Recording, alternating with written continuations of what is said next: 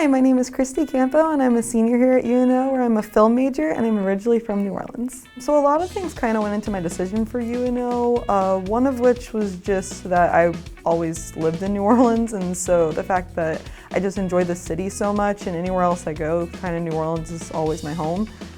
But the other major reason was because of the film program here at UNO, which was just so amazing, honestly, because it just gave me so many chances at internships that other places just didn't give me. NCIS New Orleans was filming at the NIM Center, which belongs to UNO, and so I was able to work with the NIM Center and get on-set experience time, so that was really interesting. Right now I really want to go into music videos, and one of my professors, since we don't have a major stream for that here, he helped me make an independent study just so last semester I could film a music video with him.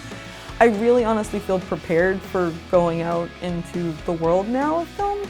It was nice being able to kind of come out of my experience here really not having any major debt to leave with. Going into this now and coming out of here and already having to find a job at this point, it's really nice to not have that to worry about.